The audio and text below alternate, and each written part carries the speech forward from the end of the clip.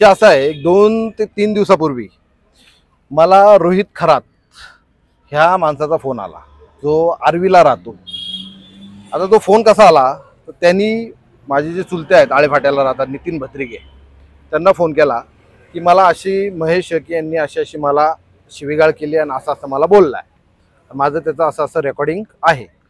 नितीन नानांनी सांगितलं मी तर आहेच, तू दर्शनला पण फोन कर, मग त्याच्यामध्ये कसं पुढं जायचं आपण बघूया. तर त्याचा मला फोन आला, मला म्हटलं की असं असं झालेलं आहे आणि मला महेश शेळकेंनी अशी अशी शिवीगाळ केलेली आहे.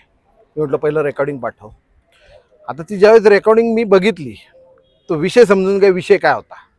विषय असा होता की त्या रोहित खरातनी धनगरवाडीला एका ठिकाणी जमीन घेतलेली आहे. त्या जमिनीशी आमचा, मी असेल, नितीन शेठ असेल, शैलेश गायकवाड असेल किंवा आम्ही जे काही इथं उभे आहोत, यांचा कोणाचाही एकही रुपयाचा दुरान्वय संबंध नाही. आम्हाला जमीन हा विषयच माहिती नव्हता. बरोबर. आता हे झाल्यानंतर आम्ही ज्यावेळेस ती रेकॉर्डिंग ऐकली, रेकॉर्डिंगमध्ये काय आहे की रोहितनी सरपंच महेश शेळके यांना फोन केला. काय फोन केला की बाबा तुम्ही अशा अशा ठिकाणी प्लेवर ब्लॉक बसवताय, त्या प्लेवर ब्लॉकला माझी हरकत आहे. साधा विषय ना. महेश शेळके साहेबांनी काय बोलायला पाहिजे होतं की तुझी हरकत तू ग्रामपंचायतीमध्ये नोंदव. आता महेश शेळके आणि रोहित खरात हे पूर्वीचे मित्र आहेत. बरोबर. आणि त्यांचा काहीतरी 50, 60, 70 हजाराचा व्यवहार झाला होता, आम्हाला माहीत नाही, ते त्या रेकॉर्डिंगमधूनच आम्हाला कळालं.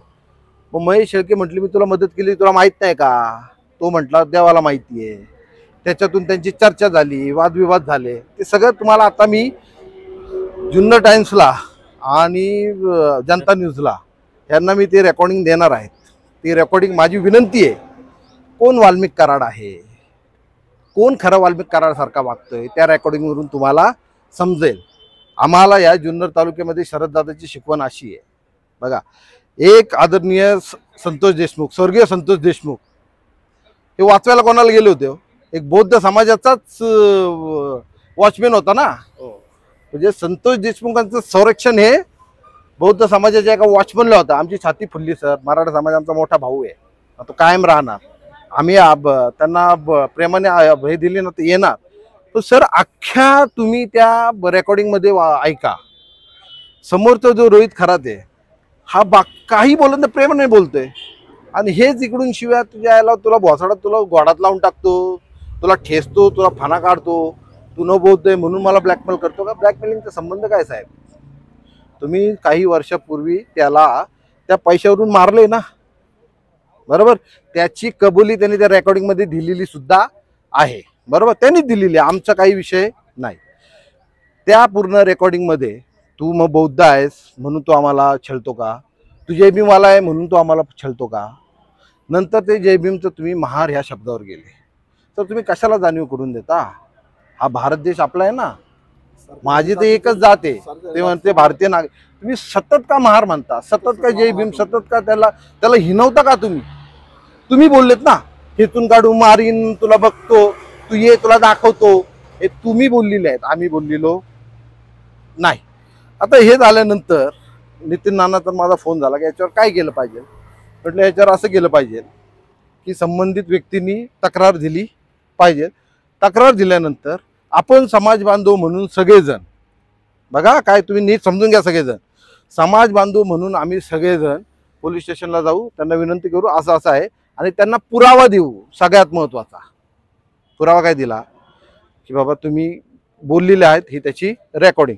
आता पोलीस प्रशासनाचं काम आहे तो व्हॉइस मॅच करायचा, तो व्हॉइस मॅच शेळकेंचाच आहे का विचारायचं, ते पोलिसांचे काम आहे, आमचं काम नाही. आता हे झाल्यानंतर आम्ही सकाळी वंचित बहुजन आघाडीचे अध्यक्ष गणेशजी ते पण आलेले आहेत, ते होते. RPIचे अध्यक्ष आमचे गौतमजी लोखंडे ते होते. नानाला यायला थोडा उशीर झाला. आम्ही सगळ्यांनी आपलं निवेदन दिलं आणि तिथून सर निघून गेलो. तिथून निघून गेल्यानंतर धनगरवाडीमधून महेश शेळके आणि काही ज्यांची घरं त्या जागेत आहेत ते सगळे तिथं आले. आम्ही त्यांना तिथं ओरडून सांगतोय जमिनीचा आमचा काहीही संबंध नाही, आम्हाला जमिनीचा व्यवहार सुद्धा माहिती नाही. आमचा आक्षेप फक्त एकाच गोष्टीवर आहे, आज पण येतो की काय की तुम्ही आम्हाला महार का संबोधता. बरं, बोलायची स्टाईल यांचे तुला फोडूनच टाकतो. म्हणजे ही स्टाईल कोणाची आहे? ही वाल्मिक कराडची स्टाईल आहे ना. मग वाल्मिक कराड कोण आहे?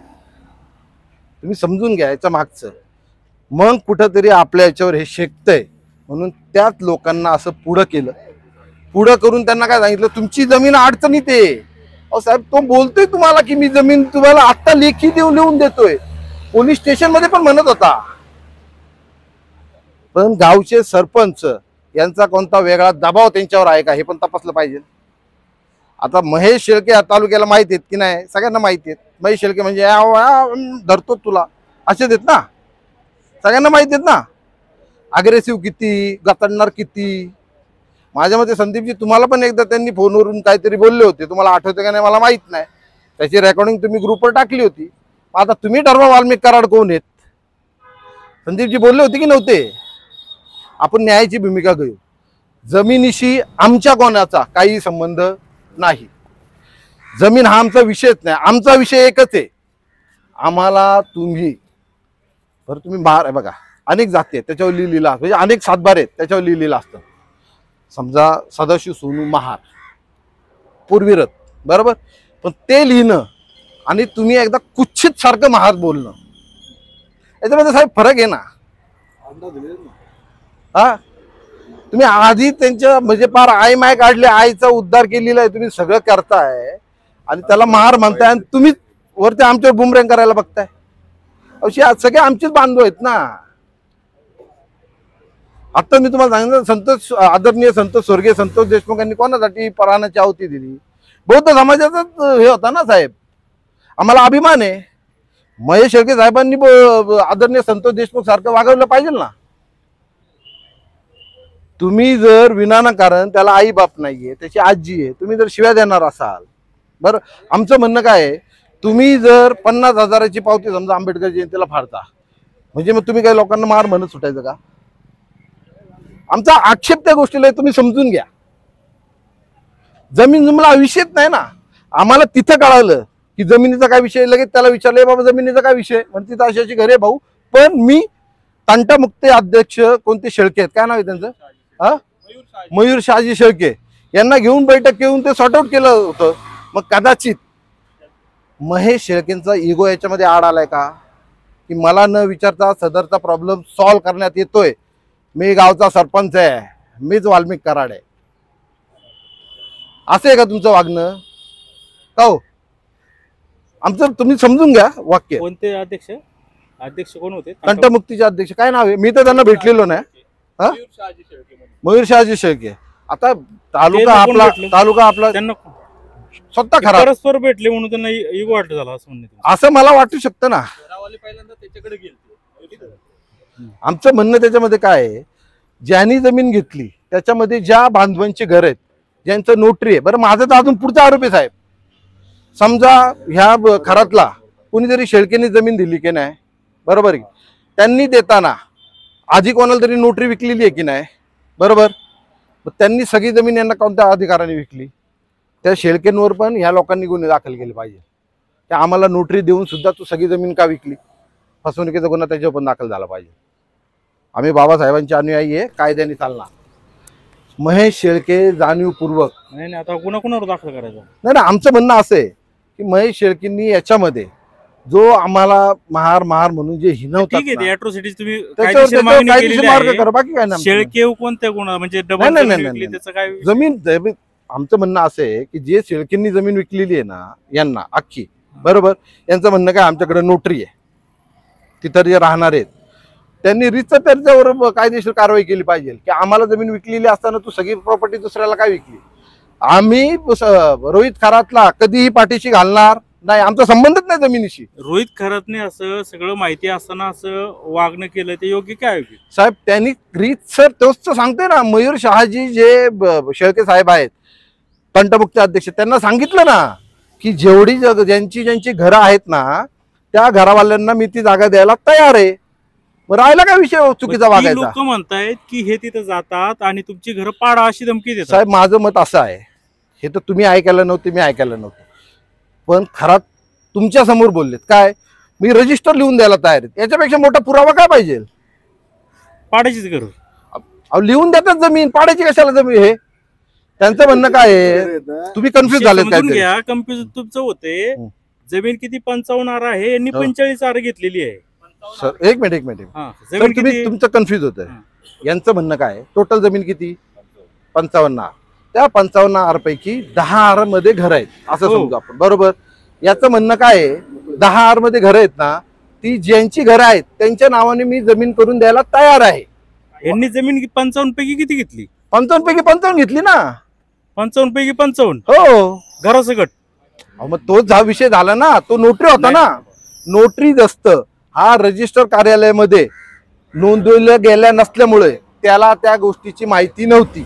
नंतर म्हणजे मला जेवढी माहिती आहे तेवढी, ज्या वेळेस त्याला कळालं त्यावेळेस मयूर शहाजी शेळके बरोबर त्यांनी बसले आणि म्हटले साहेब, जमीन ऐका घेऊन ना, आता टाका. आपला वाद नाहीये. त्या अगोदर काय म्हटले? 45 आर जमीन घेतली, तुम्ही म्हणताय पूर्ण 55 घेतली. नाही साहेब, तुमचं काहीतरी कन्फ्युजन होतं, आम्ही तेच सांगतोय ठीक आहे, ना. आता बाईट मध्ये हे कळलं. डॉक्युमेंट दाखव नाही बाबा. नाही, असू दे ना. मग आता 55 पूर्ण घेतली, त्याच्यामध्ये घरं देखील आहेत. ती घरं घरांसकट तुम्ही जमीन विकत घेताय. सर, ती घरं त्या माणसांना द्यायचं ऑलरेडी त्यांनी कबूल केलेलं आहे.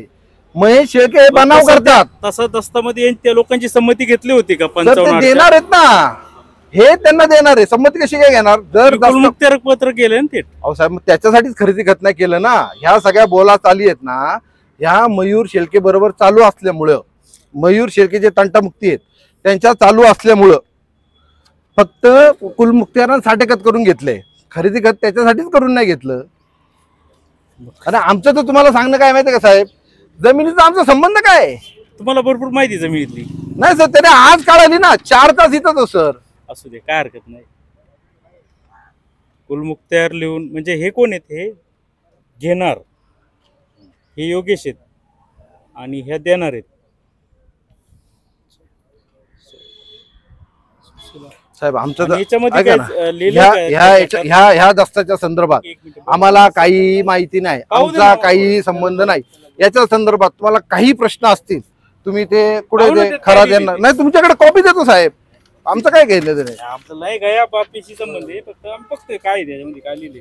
तुम्ही आता 55 गुंठामध्ये घर आहे, त्याचा उल्लेख केला की पोटकरामध्ये ह्याच्यात या तुमच्या दस्तामध्ये? रजिस्टर डॉक्युमेंट नसल्यावर उल्लेख कसं काय करते? म्हणजे तुम्ही त्या घरांचा उल्लेखच केला नाही. रजिस्टर डॉक्युमेंटच नाही ना ते. त्याची मग कुठे आता त्या काय घरांची कुठे नोंद महेश नाही? शेळकेवर काय स्वरूप? महेश सर आपलं कोण आहे तिथं याच्यामध्ये? घराची नोंद त्याच्या याच्यामध्ये आहे, ग्रामपंचायत. अहो, त्यांच्या आटेच्या उतारे आहेत, घरं दिसतात डोळे सामने, तरी पण ते खरंच जातात आणि संपूर्ण गट घेतात. उद्या तुमची बी नोटरी असेल, एखादा कुणी जाऊन विकत घेईल, तुम्ही काय मग विरोध नाही करणार का? साहेब, नोटरी दस्त रजिस्टर, नोटरी आणि रजिस्टरला फरक आहे ना सर. अहो, नसू दे, पण वस्तुस्थिती काय आहे ना तिथं, मग आहे ते ना. द्यायला तयारच आहेत ना, ते कुठं नाही म्हणतायत? ती लोक विरोध करतायत ना. आमचं अहो काय साहेब, म्हणणं आहे? तुम्ही जाताय बघा, तुम्ही याच्यामध्ये पुढाकार घ्या, त्यांना बसवा, तुम्हीच लेखी करा, सगळं ऑन कॅमेरा होत्या, बरोबर? आणि त्यांना ती जमीन देऊन टाका. आमचा आक्षेप फक्त एकाच गोष्टीवर आहे की तुम्ही आम्हाला महार म्हणून हिंदू नका. बाबासाहेबांनी आम्हाला 1956 आम्ही धम्म दिलेला आहे, त्या धम्माचा आम्ही स्वीकार केला आहे. आम्हाला त्याचा मान सन्मान द्या. आणि जे महेश शेळकेंनी जे काही आम्हाला हिनवलेलं आहे त्याची रेकॉर्डिंग सर तुम्हाला विनंती आहे पत्रकारांना, ती रेकॉर्डिंग तुम्ही आहे ना लावतो. लावा, ही आमची कळकळून विनंती आहे. म्हणजे कोण वाल्मिक कराडे ते तरी कळलं साहेब. महेश शेळकेंवर कारवाई होईल, झाली तर पाहिजे, आमचं अटक झाली पाहिजे. तर मागणीच आहे.